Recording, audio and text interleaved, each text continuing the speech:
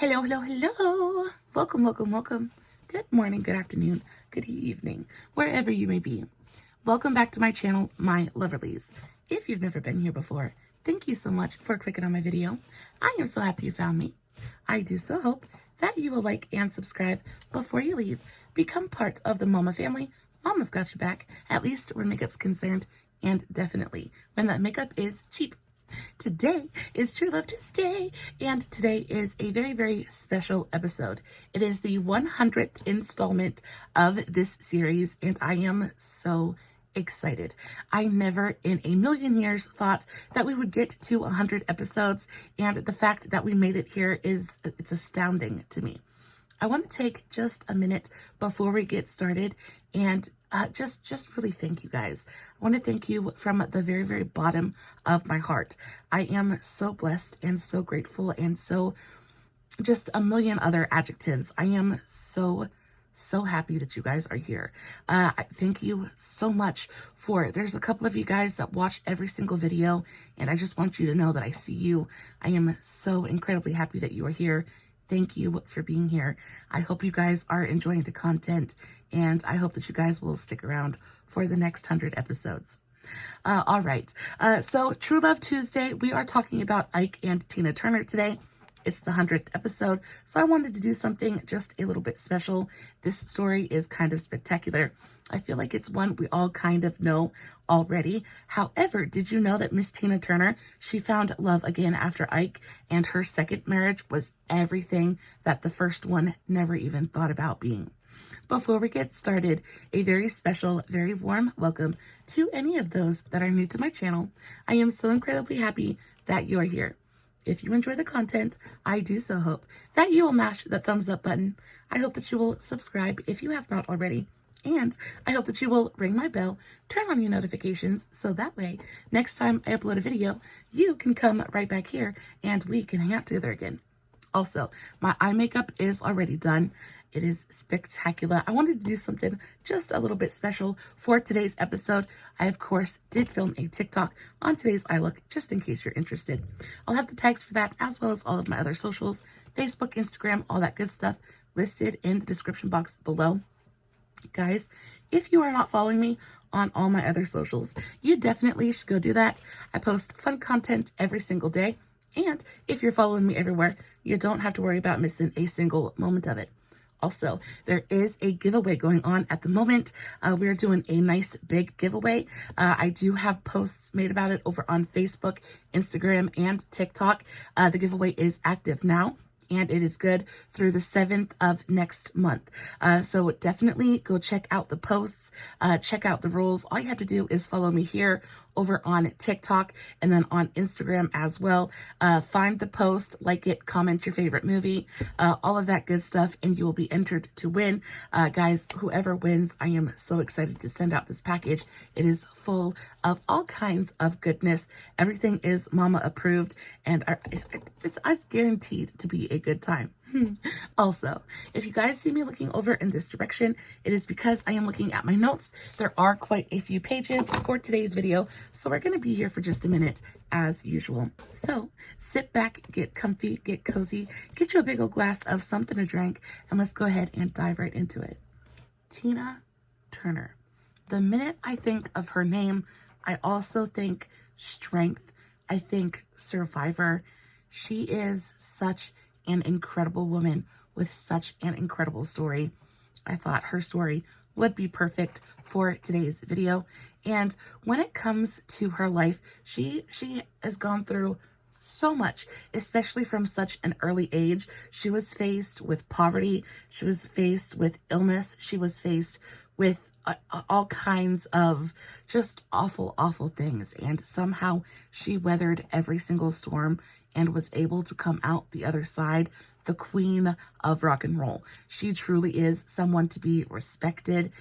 She really is amazing. I am very excited to share her story with you guys today. Now, again, it is a story most of us know pretty well, at least the first half of it anyway. There is no way to think about Tina Turner and not think about her first husband, Ike Turner, as well.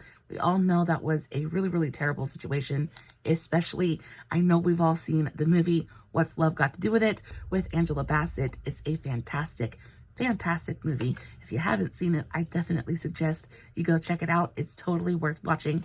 But there is a whole other side of her life that none of us really know much about, and that is her second marriage to a man named Erwin Bach. Now, of course, we're going to start off today's story by talking about her first marriage, and then we will get into the second, and that's where all the sunshine and rainbows come out. But before the rainbow, there is the storm. So Ike Turner is the storm in Miss Tina Turner's story. Tina was born Anna Mae Bullock on November 26, 1939.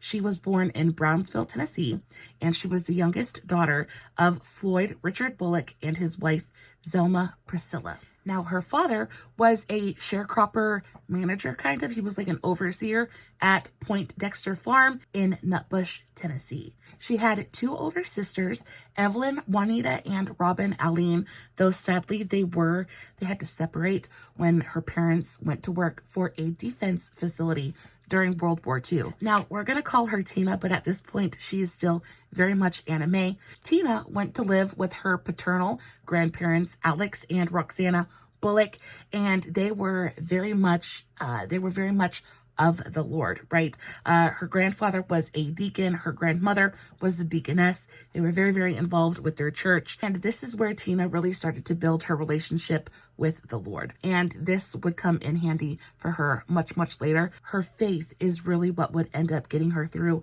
the very worst of her troubles. As soon as the war was over, though, Anna and her sisters were reunited with their parents, and pretty quickly thereafter, they moved back to Nutbush. In 1950, when Tina was about 11 years old, she wakes up one morning and finds out that her mother has vanished. She's just kind of packed her bags in the night and vanished into thin air. Now, come to find out a few years down the road, the reason Tina's mother ran away was because she was having some serious difficulties, some serious problems with Tina's father. She was experiencing quite a bit of DV, and it wasn't good for anybody involved in the situation. But Tina's mother couldn't handle it anymore. She had been pushed into motherhood way, way too young. She didn't want to deal with responsibility anymore. She didn't want to deal with her husband anymore. So she just packed her bags and she left. Now, this unfortunately left Tina's father holding the bag, right? Because now he's in charge of 3 young women, doesn't really want the responsibility either, and things go downhill for Tina and her sisters pretty quickly thereafter. Come to find out, Tina's mother had run away to St. Louis, Missouri. Now, 2 years after she disappears, Tina's father decides it's time to remarry, and so he does. He remarries another woman, and at that point, he decides that he doesn't want to be a father to his children anymore. So basically, he's like, I'm done. Y'all need to go find people to live with because I'm not taking care of you anymore. Her father packs up and moves to Detroit, and then Tina and her sisters are left to live with their maternal grandmother this time. This is where Tina goes to high school, and she is super popular in high school. She is really, really well liked. She is very social. She is what you would call a social butterfly. She has tons of friends. She joins the cheerleading squad. She is also, I think, on the ladies basketball team as well. And high school is just a really great time for her. And she also does quite a bit of growing up during this time. She gets her first full-time job, and she works as pretty much a maid for a wealthier lady in town. And she does this pretty much full-time while also attending school and helping her grandmother out at the house. Tina's life changes drastically yet again when her grandmother suddenly passes away. Now, her grandmother was an older woman, so it wasn't super surprising, but definitely nobody ever prepares for the passing of a loved one. Now, what makes the passing of her grandmother even that much more devastating is the fact that just a few months prior, she had lost her sister Evelyn to a car crash. So in just the span of a few short months, she's lost 2 very important people to her, and she's kind of crushed at this point. Now, she has nowhere else to go, so she has to pack her bags and she has to go move to St. Louis to live with her mother. Tina goes and she stays with her mother in St. Louis until she graduates from high school in 1958. But as soon as she gets to St. Louis, this is where things really start to change in a very, very big way. Now, I told you guys earlier that when Tina had gone to stay with her father's parents during World War II, she had begun building her relationship with the Lord. This is when she started attending church and singing in the choir, all of that good stuff. Now, church is where she discovered her love of performing. She loved singing. Not only did she enjoy it, but she was awfully freaking good at it, right? So when she gets to St. Louis, it's a little bit of a bigger city. There definitely is more of a music scene there. And she starts kind of going to clubs and just kind of like experiencing the nightlife that St. Louis has to offer. Now, the world was a very, very different place back then. So at this point, she's like 15, 16, 17. So she could go to clubs, she could go and hang out and kind of be an adult. Like at 17, she was pretty much an adult at this point. And this is when she starts going to the nightclubs, kind of hanging out, enjoying the nightlife. And this is where she meets Mr. Ike Turner. She would go to these clubs and she would pretty much perform at them whenever she got the chance, right? Usually there was a stage with a microphone on it, and she just kind of like whenever she got the chance to get up there and sing, that's exactly what she did. Now, at one specific club, one of Tina's very favorites to frequent, it's called the Manhattan Club in St. Louis. This was her favorite place to go party and chill, just kind of socialize. And she goes one night and there is a band up on stage. Now, this band is called the Kings of Rhythm. And the front man of this band is a man by the name of Ike Turner. And the very minute she hears this man sing, she's kind of captivated. His sound is so different and so unique and just unlike anything she had ever heard before. And it instantly just kind of like it gets to her. Now, while she definitely admires and just really enjoys this man's voice, the man himself, she's really not that into.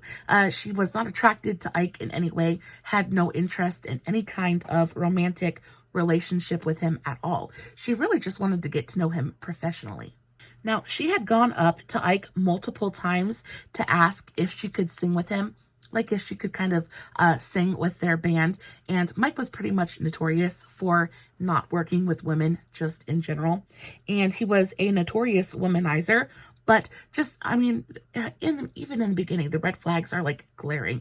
But he just didn't work with women. So she would ask him and he would be like, okay, give me your number, this, that, the other thing. He'd kind of lead her on, brush her off, and then she would never hear from him again. So she kind of got to a point where she was just kind of like tired of waiting around for him. So one night while they're performing and there's kind of like a lull in their set, she goes up on stage and she grabs the microphone. She grabs the microphone from the drummer and she just starts belting it out. She starts singing her little heart out, and it's now Mike's turn to be very just impressed. Because the minute this woman starts to sing, he's like, ooh, there's something there. So after Tina gets done singing this song, Ike is like, you sound great. Have you sang before? He gets to talking to her. And then he asks her, hey, do you know any more songs? And she's like, of course I do. I've been singing since I was old enough to talk. And they spend the rest of the evening playing together. And this is when the kind of partnership gets formed. Now, again, like I said, Tina was interested in Ike professionally, but not personally in any way, shape, or form. She actually ends up having a thing with the saxophonist. So after Tina starts working with Ike and the Kings of Rhythm, she becomes a part of the band. Her and her sister Ruby end up spending quite a bit more time with the band in general. And of course, when you have men and women in close proximity, spending tons of time together, romantic entanglements, of course, are going to happen. So Tina's sister Robin ends up starting a relationship with the band's drummer, a man by the name of Eugene Washington. Tina ends up starting a relationship with the saxophonist, and he is a man by the name of Raymond Hill. Now, at this point, Tina, she is still in high school. She's about 17 years old at this point. In today's world, she would still be considered very much a baby. But back then, she was pretty much a grown woman and acted as such. So at 17, she's out playing in bars. She's kind of doing her own thing, having an absolute blast. And she is in a full-blown committed relationship with this man, Raymond Hill. Now, Raymond wasn't necessarily her first relationship. Tina had a relationship once before. While she was in high school, her high school sweetheart was a boy by the name of Harry Taylor. And he was just incredibly handsome, and all the girls wanted him. And Tina felt so incredibly special that he picked her to go out with. And they dated for a little while. She thought things were going great until all of a sudden she finds out that this man actually is engaged to be married, and he's got a baby on the way. So she's like, okay, maybe that's not going to happen. Maybe this isn't the path I'm supposed to take. So she ends up starting a relationship with Raymond. Now, her relationship with Raymond lasted, I want to say, about 2 years. And now she actually ends up moving in with Raymond because she ends up getting pregnant. And so she gets pregnant and she moves in with Raymond. But at the time, Raymond was sharing an apartment with Ike. So you have Tina moving into pretty much this bachelor's den. And it's not a great situation. Now, again, her and Ike have not been intimate. They don't have a personal relationship at all whatsoever. She's very much in a committed relationship with the saxophonist. But once she moves in to their apartment, her and Ike begin to get a little bit closer. It's definitely still not a romantic relationship. I would say it's more of like a brother-sister kind of thing at this point, because Ike is friends with Raymond. They live together. Then you're adding Tina to this situation. So it's kind of like Tina's like the little sister that Ike kind of looks out for when he needs to, right? Now, Raymond is not a great guy. He is super, super attractive. And though she wasn't super in love with him, he took care of her and he was there. She was going to have his baby. So she was committed, right? That is until he gets into a wrestling match with another guy, and Raymond ends up breaking his ankle, and at that point decides that he needs to go home. He needs to go home to wherever it is that he came from, and just up and abandons Tina. He abandons Tina. Tina is very, very pregnant at this point in time. I want to say she's about 7 months pregnant. He just packs up and he leaves. And he leaves Tina to kind of like basically be a single mother. Raymond ends up leaving St. Louis to return to his hometown, Clarksdale, Mississippi. So luckily, Ike is still, in the apartment. He can take care of the rent. He can make sure that everything is like taken care of on that front. And he definitely is like, you can stay. Everything's going to be fine. So now at this point, she is living alone with her baby and Ike. Now, after Raymond kind of leaves the picture, things kind of go downhill pretty quickly with the living arrangement, because again, Ike is very much he's a playboy. He likes to party. He likes to have a good time. He likes to drink, that kind of thing. So she is in this apartment trying to raise this baby, and you've got Ike who's throwing these kind of like ragers, right? And you have random men popping up in the apartment at all hours, and it's just really, really difficult for her. On top of that, you have these random men who are coming over to do all kinds of nefarious things, and they're getting, a little bit belligerent, and they become very, very threatening. And this same kind of scenario is actually what leads to Tina having a romantic relationship with Ike. So one night there's a party going on and Tina is at home. She's not really interested in partying or kind of like really hanging out or chilling. She just kind of wants to focus on her kid, go to bed, get a good night's rest, right? They can be out there doing whatever they're doing. They can party, they can have fun. She's just ignoring everybody.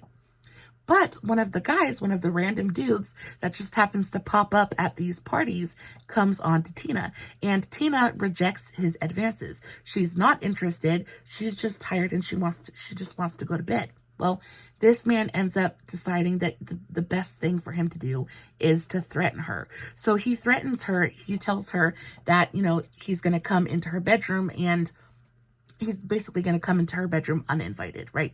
There's a limit to what I can say on YouTube. So he threatens to come into her bedroom uninvited. And Tina, of course, like any other woman in the world would be, is a little bit terrified. So she goes to the only familiar face that she knows in the crowd, and that is Ike. So Tina goes to Ike, and Ike is just kind of like chilling in his bedroom and just kind of like doing his own thing. And Tina goes to him and she's like, listen, I'm scared. This guy is threatening to be, a butthole to me. And Ike kind of steps in. He's the hero a little bit. Tina ends up staying in Ike's room for the night. And this is Ike's inn. This is where their relationship goes from brother, sister to very much a romantic relationship. Now, again, Tina is still not interested in Ike in that way.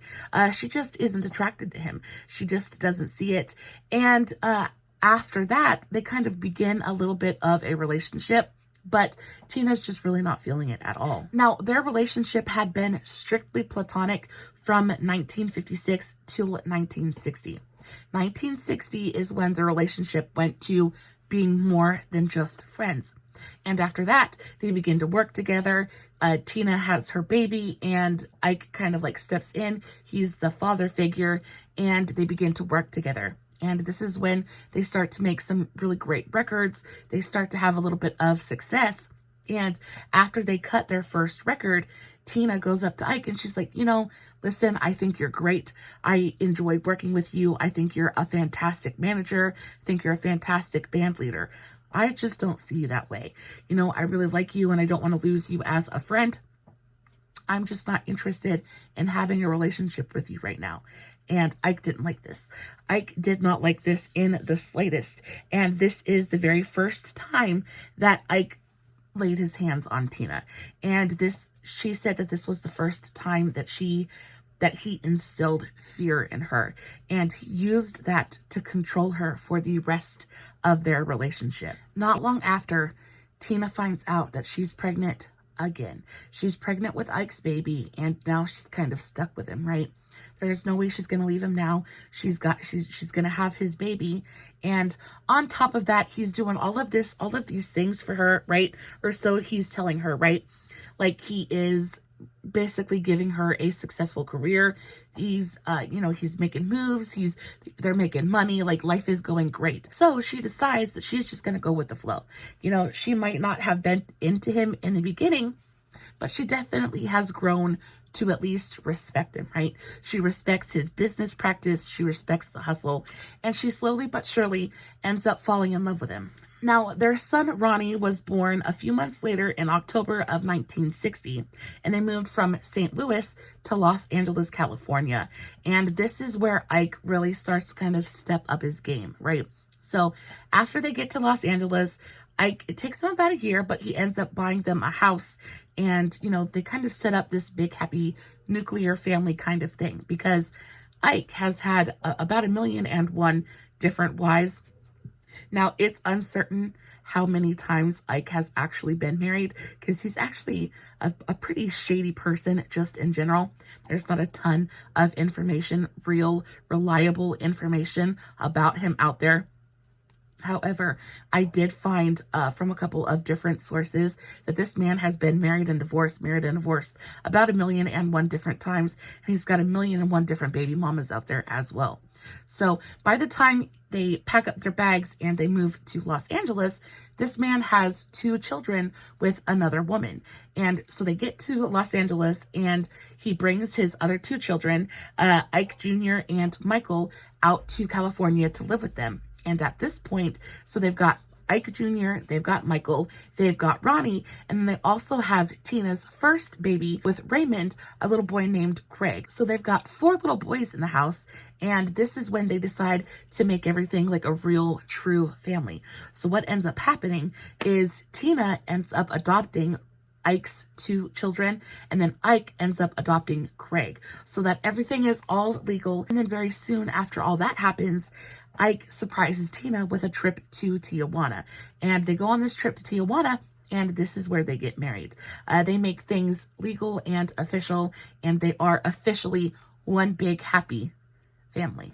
So Ike buys a big, beautiful house in the View Park area of California. This happens in 1963. They go to Tijuana, they get married, they adopt each other's children, and they are now officially one big happy family. And happy as they may seem on the outside, Ike is not a good partner. Ike is not a good partner in any way, shape, or form. Now, during their entire relationship, Ike has continued to be promiscuous. He has continued to be violent. And anytime Tina decides that she wants to stick up for herself, or anytime that she decides that she wants to have any kind of opinion, Ike instantly loses his freaking mind. And of course, he uses violence to control her. Now, at this point, their careers are going fantastically, right? Like, they're making money. They have no worries. Everything is freaking fantastic. And Ike is continuously telling Tina, listen, none of this would be happening without me. I'm the one that makes all of this happen. You would be nothing without me, and you would be a fool to leave. And on top of that, she has to worry about their child, all of the kids, right? Because she loves Ike's children just as much as she loves her own. So she is just really in a very, very difficult spot. She decides she's just going to take it, right? She's just going to do what she is supposed to do, and she's just going to keep on keeping on. And she does. She does this for a very, very long time, and she just progressively gets more and more and more miserable. This went on for 8 more years. It went on for 8 more years until Tina decided something needed to change. She genuinely just could not cope with, she couldn't cope with the abuse anymore. She couldn't handle the violence. She couldn't handle the manipulation and the gaslighting and the guilt and all of the horrible negative emotions that her relationship with Ike was making her feel. She needed to get out, and she needed to figure out a way to escape. But she just could not find a way out. She was so miserable. And on the outside, from the outside looking in, their lives were perfect. They had money. Their kids were happy and healthy. They looked like they had this super perfect family. And everybody who knew them thought Ike was just this fantastic, super fun guy, right? Like, everybody had such a great opinion of Ike. And this is why Tina couldn't get help, right? Because he had isolated her so much. He had cut her off from any real friends. He had surrounded her with people that were loyal to him. He had cut her off from pretty much all of her family. There was no one there in their lives or in their immediate circle that would believe that Ike was anything other than perfect to Tina. And this culminated in Tina overdosing. She intentionally overdosed on a nerve medication, and she was just ready to check out. Now, luckily, the attempt failed, but when she woke up in the hospital, she decided that she was done. She was done, and she was going to find a way. She was going to find a way to get out if it was the last thing she ever did. She said, "It was my relationship with Ike that made me the most unhappy. At first, I had been so in love with him. Look at what he had done for me. We were so successful, but he was so unpredictable. And the unpredictability is what made her escape so difficult."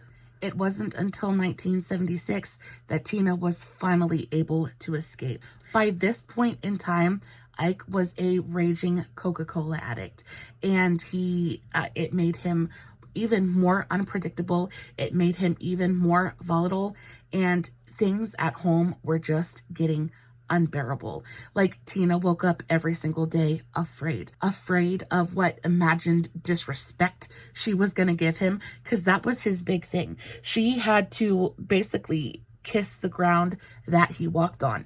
If she didn't show him enough difference, if she didn't show him enough respect, he would end up losing his freaking mind on her.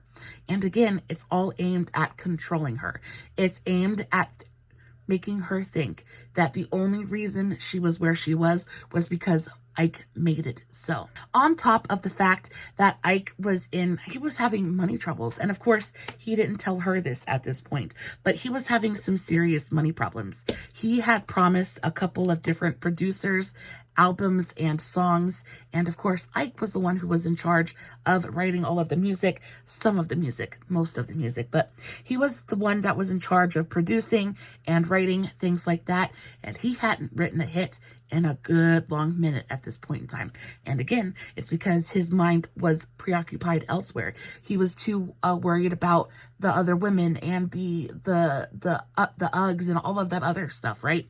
He wasn't focused on the music. His mind was too clouded with everything else for him to write anything of like real quality, right?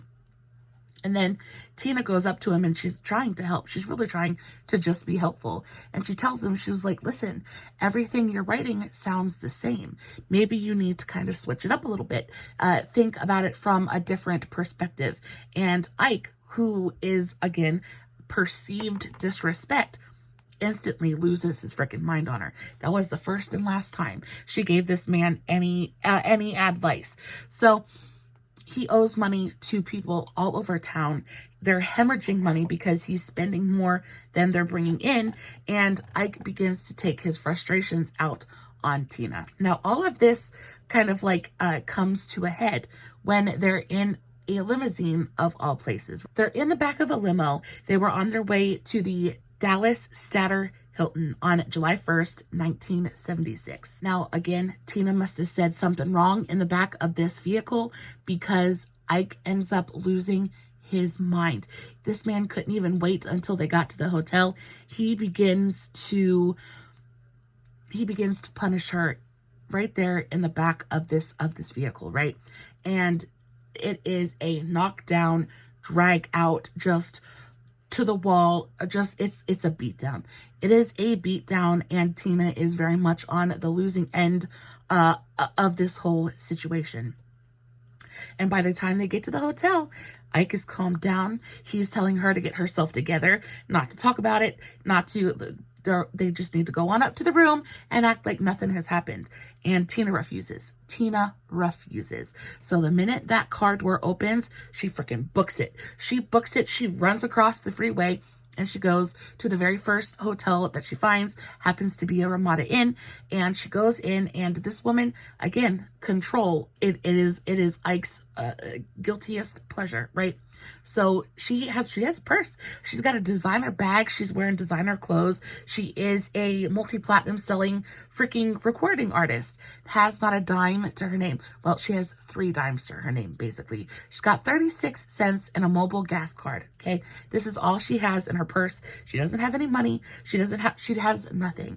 And she is beaten black and blue at this point. She drags herself into this Ramada Inn, and she goes up to the concierge and she says, I need a room. I need a room. I need your help. And she gets very, very lucky because this man knew who she was and knew what was going on, and he helped her. He gave her a room, and that was Tina's escape. From that point forward, she never went freaking back. Ike had well and truly lost his grip on her, and he lost his mind. Now, since Ike can no longer control Tina as a person, now all he's got left is the money. And y'all, he makes this divorce just about the most miserable process imaginable. Tina filed for divorce exactly 26 days from the day that she fled the limousine and entered the Ramada Inn. And this is when the battle really begins. This is like the battle royale, because Ike refuses to let her walk away with anything. Now, like I said, this woman is a world famous recording artist and she owns nothing. Ike has built their life in such a way that she owns nothing. It is all her money.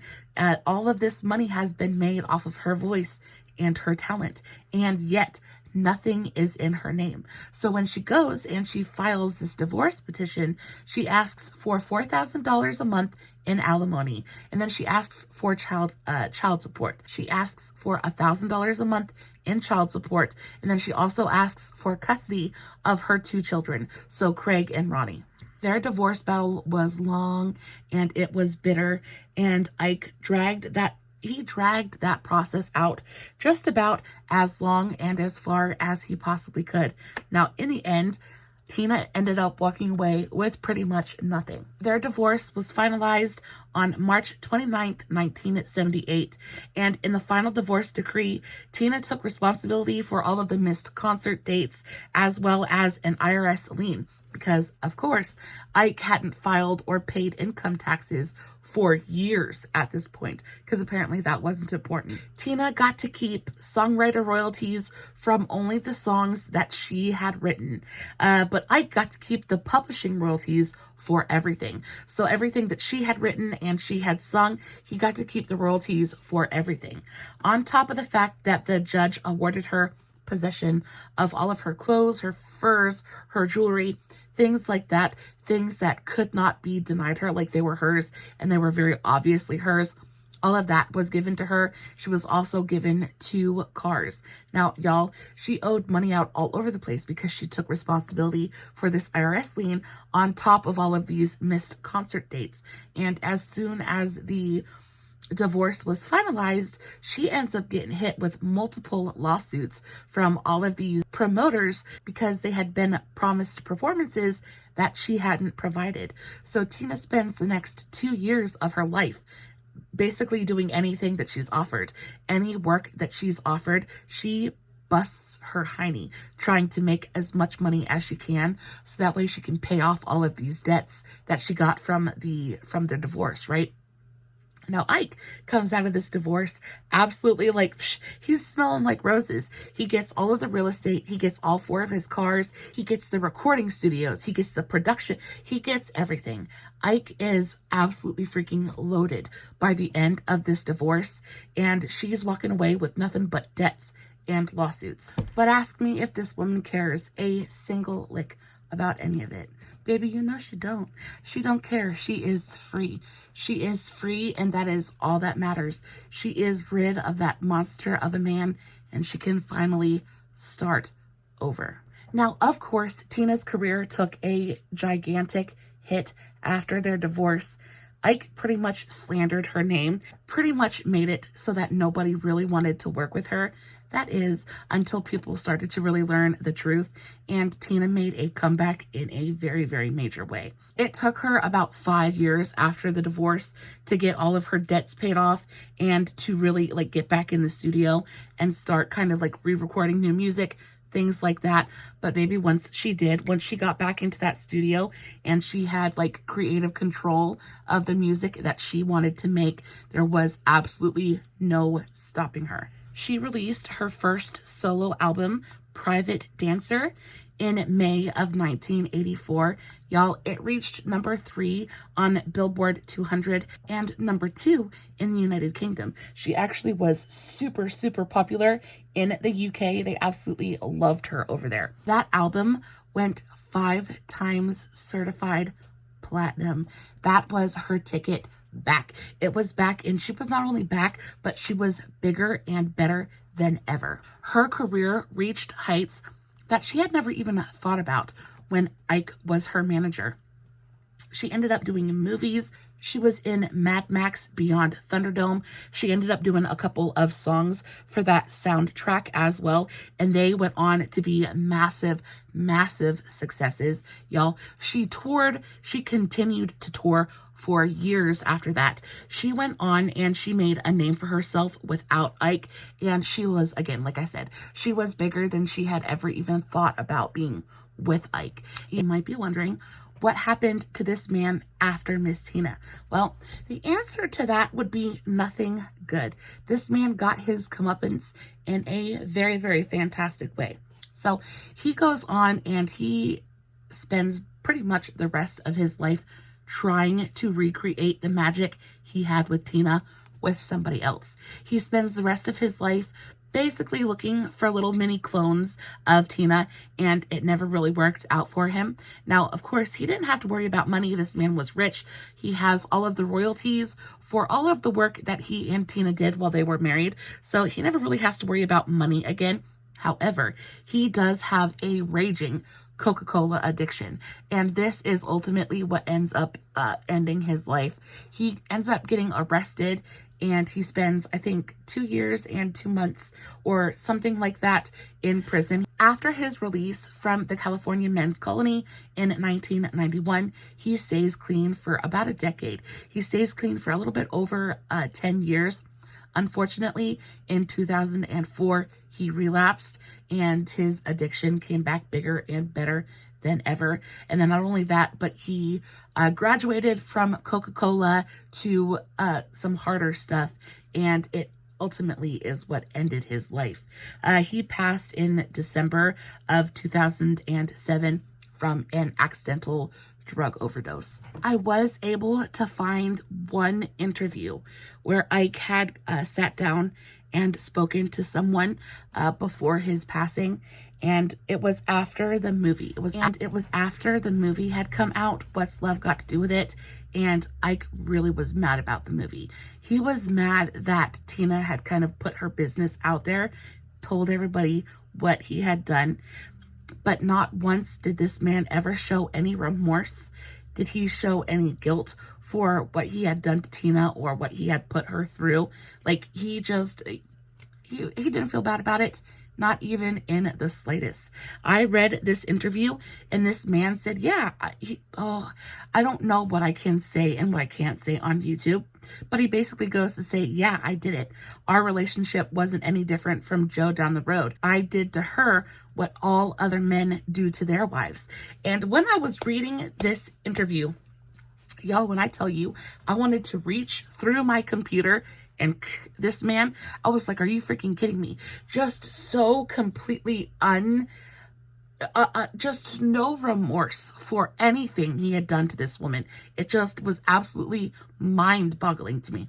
I was actually really, really upset.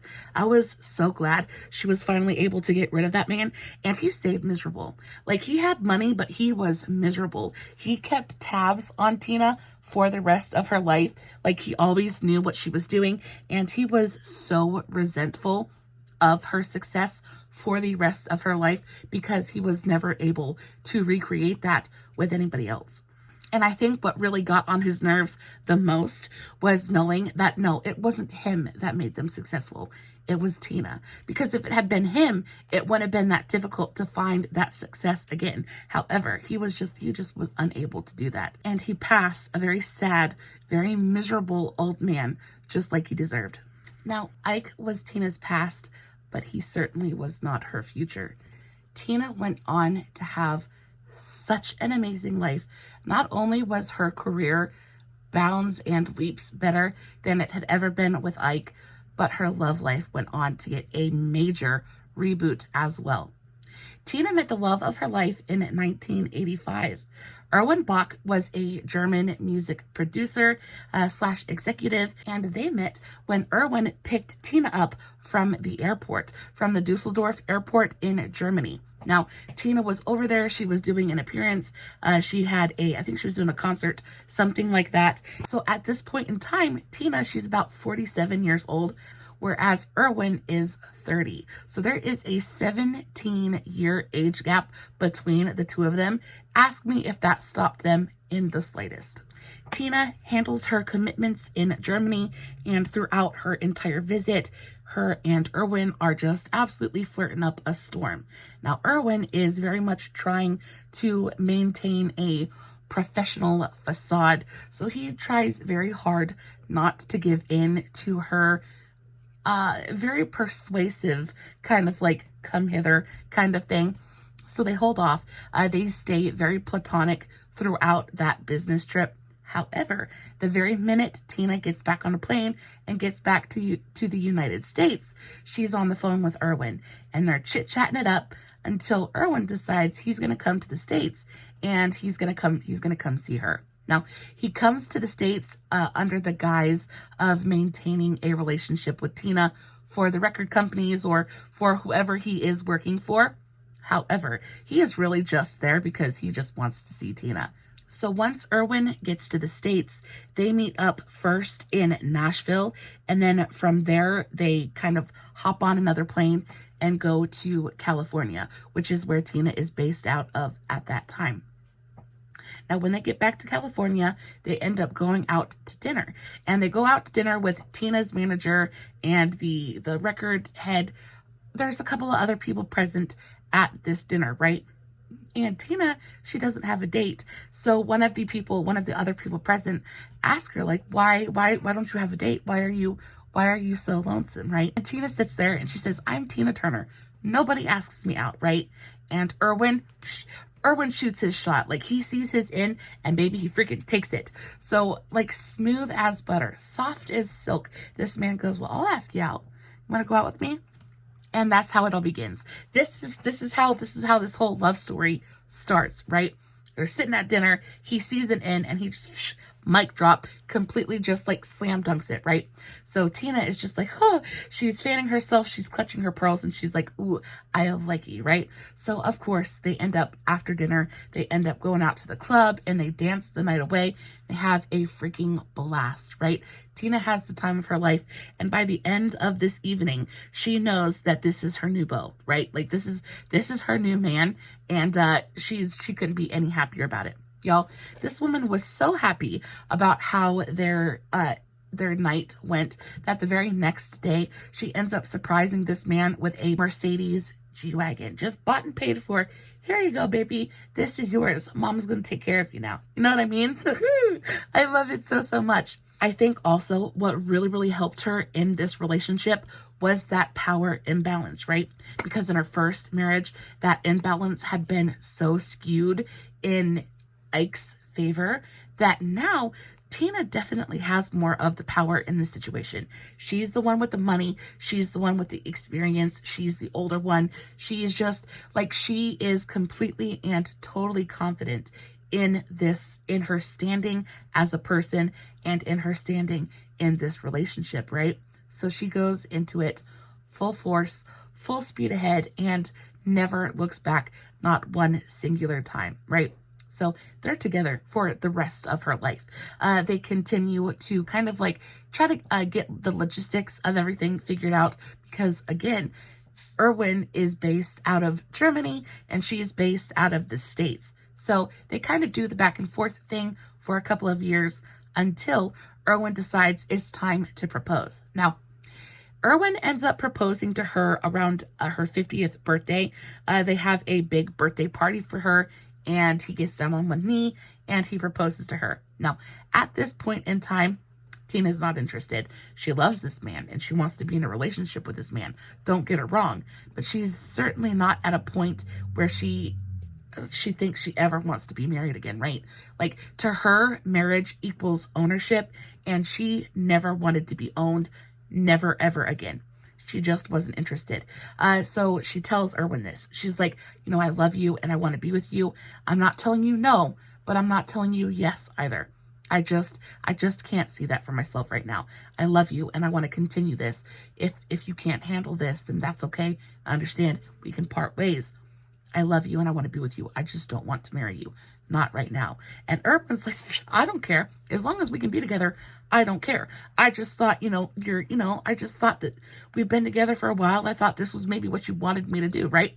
He's like, I don't care. We can be together. We don't ever have to get married.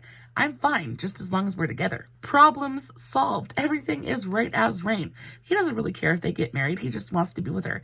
He was doing it because he thought maybe that was what she wanted him to do. However, not the case. So they spend the next 20 freaking years just happy as pigs in mud, just enjoying each other's company.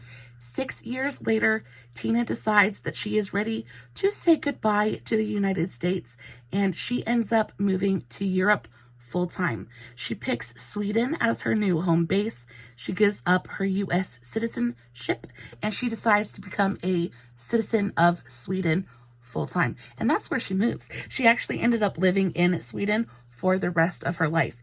And there she bought a home with her hubby, but not really. She bought a home with Erwin, and they bought this really beautiful estate near Zurich in Switzerland in 1995.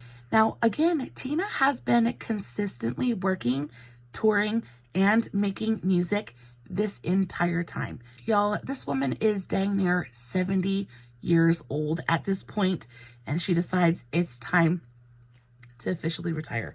It is time to hang up the microphone and enjoy the fruits of her labor. So she officially retired in 2009 after an almost 50-year-long career. For 50 years, this woman stood up on stage, shook her hiney, and belted it out, and people ate it up. But y'all, she's tired. She's almost 70 years old, and it's time to sit back and enjoy the rest of her life. So that's what she does. But she decides she's going to go out with a bang, because what else would she do, right? So she ends up doing one last big, gigantic tour, and she ends up doing her 50th anniversary tour. She does 90 shows in 6 months. She ends up doing her last show on May 5th, 2009 in Sheffield, England. And then after that, she's just done. She hangs up her microphone and she enjoys the rest of her life. She said while she was on the plane ride from England back to Switzerland, she thought that she would be sad. She thought that she would be scared because, of course, like, she's spent her whole life performing. She doesn't know, basically she doesn't know what else to do. So she thought she was going to be sad. She thought she was going to miss it. But she said she sat there on that plane ride with her husband, and on their way back to Sweden, she couldn't think of anything other than, oh, that was great. Now, you might think that her story is over, but y'all, there is still so much. There's still so much left to talk about. So she retires, and then a couple of years later, in 2013, she finally decides it's time to get married again. She decides that it is time to get married for the very, very last time. And 27 years after she met the love of her life, she walks down the aisle and she marries this man. And if she's going to get married, she's going to do it big. Because remember, her first marriage to Ike was done in Tijuana. They eloped. She didn't get to have a big wedding. She didn't get the big dress, all of that good stuff. So this time around, she was going to do it. She was going to do it right. So they got married at their estate in Switzerland. They had an absolutely gigantic wedding. About 200 of their closest friends and family attended.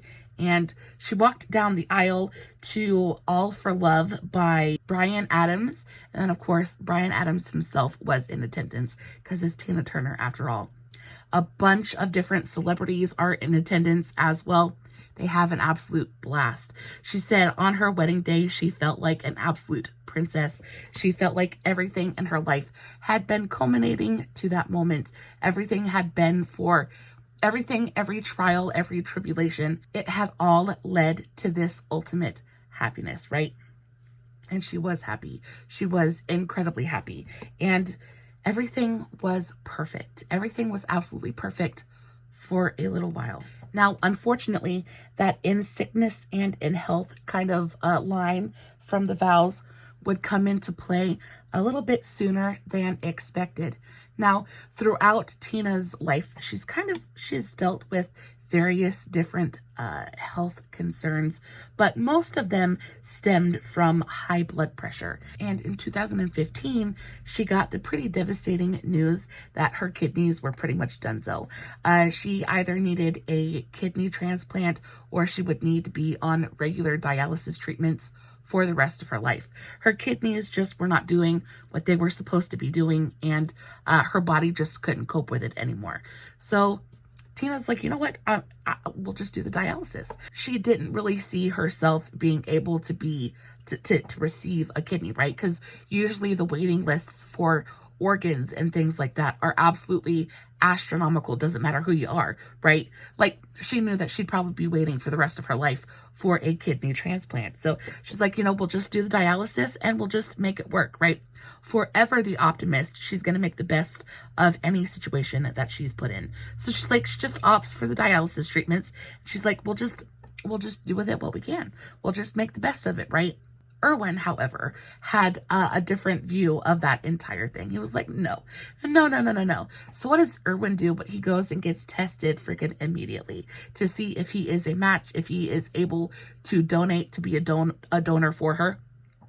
And as luck would have it, he comes back. He's a perfect match. Well, as perfect as two strangers can be, right? He's a match. His kidney will work. So he tells her, he's like, listen, I'm going to give you my kidney and we're going to have a fantastic rest of our lives together. And Tina was like, you don't have to do that. She was incredibly touched with this gesture. And of course, who wouldn't be, right? Like, this man is offering to give a part of himself for her so that she has a better quality of life, right? It's incredibly touching. So he offers her his kidney. She accepts, of course, and they get everything all set up and they go in for surgery. Erwin told Tina that he couldn't imagine his life with anyone else, and that if he couldn't have a life with her, then it really just wasn't worth living. So they go in, they have the surgery, they transplant the kidney, and it goes okay. There were some complications with the surgery. Tina's body tried to reject the kidney, but they were eventually able to get everything all figured out. And even though it didn't fix all of the problems, it fixed enough of them to really improve her quality of life. And then, of course, she didn't have to have the dialysis treatments multiple times a week. And then after they go into the whole healing process, they heal up. The healing process did take quite a while, especially for Tina. But as soon as they get all healed up, they're all shipshape once more. They end up going and walking red carpets and pretty much flaunting their beautiful love in front of us all, making us all incredibly jealous. And Tina says, "He taught me how to love without giving up who I am. He shows me on a daily basis that true love doesn't require the dimming of my light so that he can shine. On the contrary, we are the light of each other's lives, and we both want to shine just as brightly as we can together. I can look back at my karma and understand exactly why it was the way that it was. Good came out of bad, joy came out of pain, and I have never been as completely happy as I am today." Now, sadly, Tina passed away quietly and peacefully at her home in Switzerland on May 24th, 2023. So she's been gone for a minute now. And though she is gone, she is certainly not forgotten. That woman left her mark on this world, and she will be remembered for as long as rock and roll is a thing. Guys, I hope that you enjoyed today's video. I hope you enjoyed it as much as I enjoyed telling you this story. If you did, please don't forget to give this video a big old thumbs up before you leave. This is today's finished look. What do we think? Do we like it? Do we love it? Let me know in the comments below. I, of course, will be posting finished pictures over on Instagram and Facebook. The links will be in the description box. Go check them out if you feel like it. Guys, thank you so very much for being here. As always, no filters, no fancy lighting. It is just me sitting in front of my camera telling you guys an epic love story, hoping you guys are enjoying what I'm doing. Guys, I love you so very much, and until next time, stay safe, take care of yourselves, and remember, you're important. Bye.